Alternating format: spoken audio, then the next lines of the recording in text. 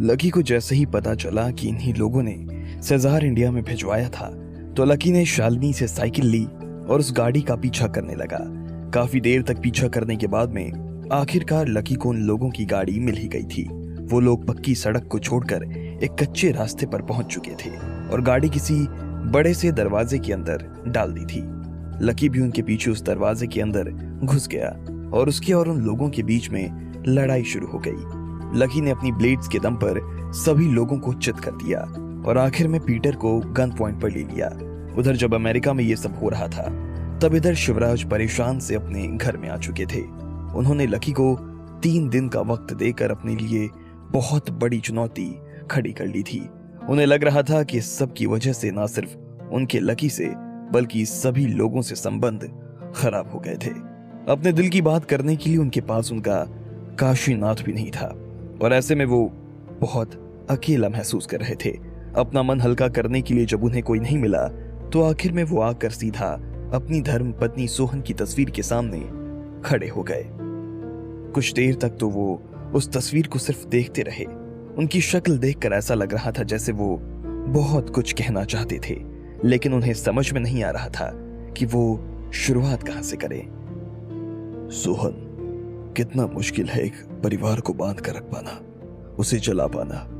मुझे पहले लगता था कि मेरा परिवार और दुनिया के बाकी परिवारों में यही अंतर है कि मैं उन्हें नियम से चलाता हूं और बाकी परिवार बिना कायदे के चलते हैं। मुझे लगता था कि जो बिना कायदे के चलता है वो गलत है। कायदे से चलने वाला आदमी हमेशा कामयाब हो सकता है, लेकिन आज मुझे लग रहा है कि मैं गलत था। मैं इतना बेवकूफ कैसे हो सकता हूं कि अपने पोते की खुशियों को एक बाबा के कहने पर ताक पर रख दूं। तुम्हारे जाने से पहले तक जिस इंसान में मेरा विश्वास ही नहीं था, अचानक से मेरा उसमें विश्वास कर लेना कहां तक सही है। मुझे लगा था कि राधिका के चले जाने के बाद में शायद इस घर में थोड़ी शांति आएगी।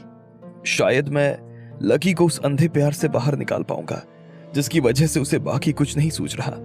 मुझे लगा था कि मैं लकी को रेस के घोड़े की तरह इस्तेमाल करके अग्रवाल परिवार को हमेशा के लिए विजेता बना दूंगा, लेकिन मैं गलत था।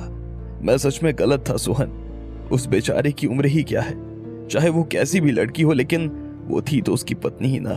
तो फिर मुझे समझ नहीं आ रहा कि मैं माफी मांगू भी तो किस मुंह से मांगू, और मुझे नहीं लगता कि वो मुझे कभी माफ भी कर पाएगा। मुझे तो कुछ समझ नहीं आ रहा कि मैं करूं क्या। तुम तो सब कुछ जानती हो ना सोहन कि मेरे दिल में क्या है। मैं तो बस परिवार का भला चाहता हूं, बस परिवार का भला।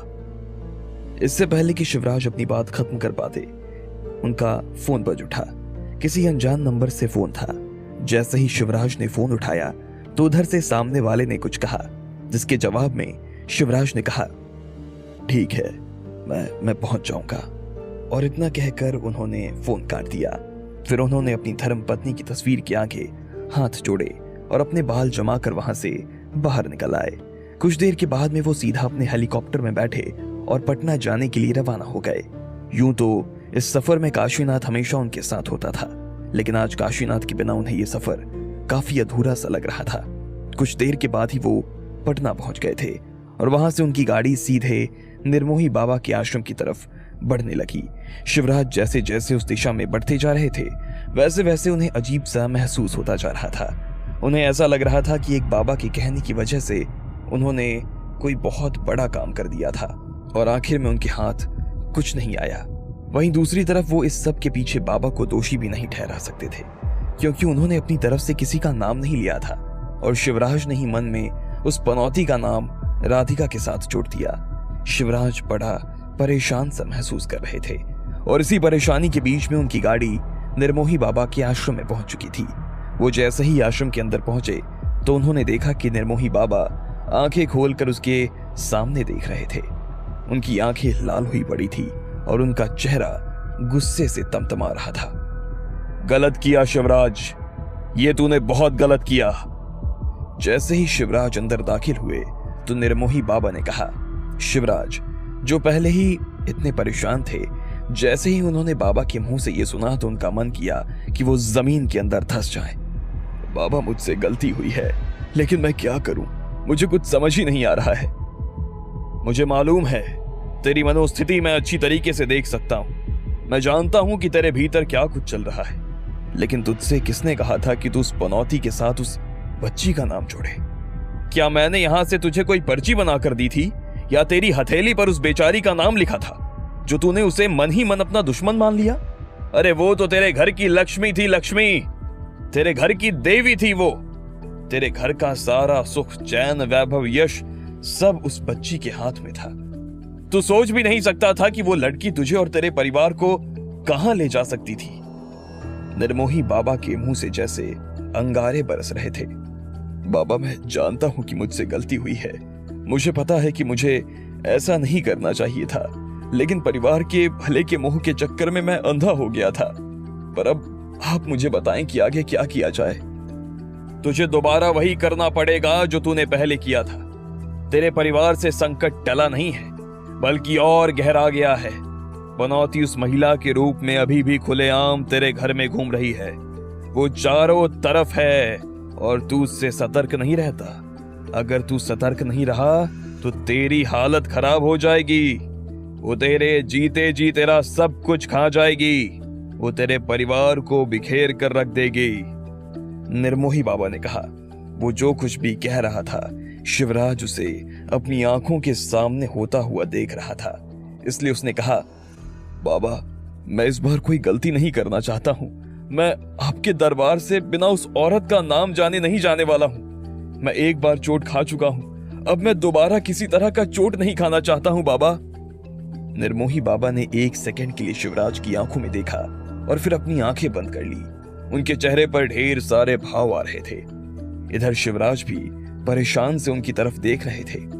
उनके अपने मन में अपने परिवार की कई सारी महिलाओं के नाम चल रहे थे, लेकिन इस बार वो अपने मन को शांत रखकर सीधा निर्मोही बाबा से उसका नाम सुनना चाहते थे। 2 मिनट के बाद बाबा ने अपनी आंखें खोली और कहा, उस औरत का नाम है। जब उधर निर्मोही बाबा शिवराज को उस औरत का नाम बता रहे थे, तब इधर लकी ने पीटर को बंदूक की नोक पर रखा हुआ था।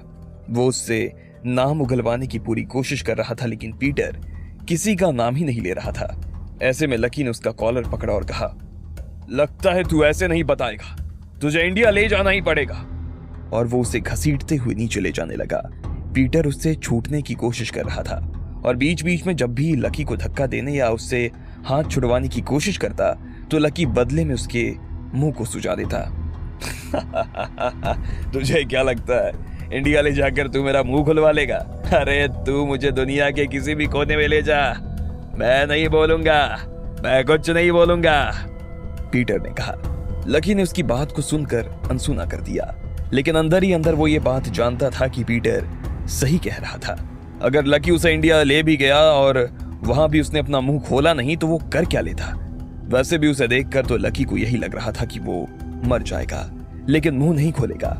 लकी को जैसे ही इस बात का एहसास हुआ तो उसे फिर से गुस्सा आया और उसने उसके माथे पर बंदूक तानते हुए कहा, चुपचाप बता दे वरना मैं तुझे यही मार दूंगा।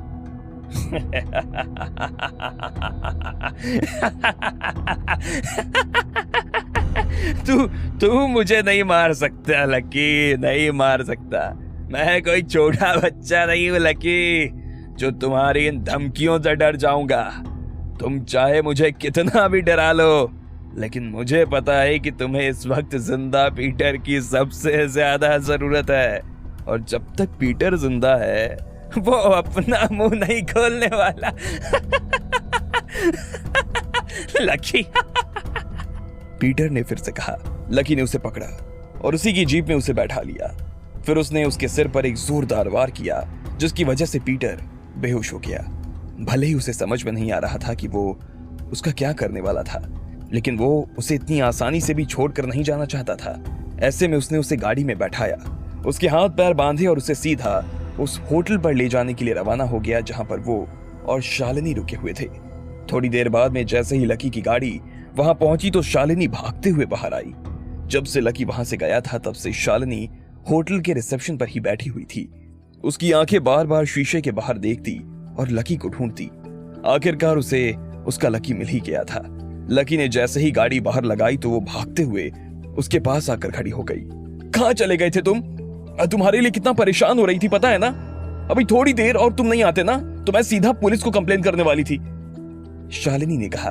फिर जैसे ही उसकी नजर पीटर पर गई तो उसकी आंखें खुली की खुली रह गई। ये तुम इससे यहां कैसे लेकर आ गए? शालिनी ने लकी से पूछा।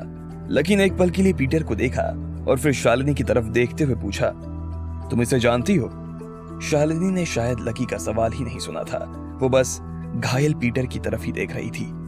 शालिनी, लकी ने शालिनी का हाथ पकड़ते हुए कहा। हाँ, बताओ लकी, तुम जानती हो इसे? लकी ने पूछा।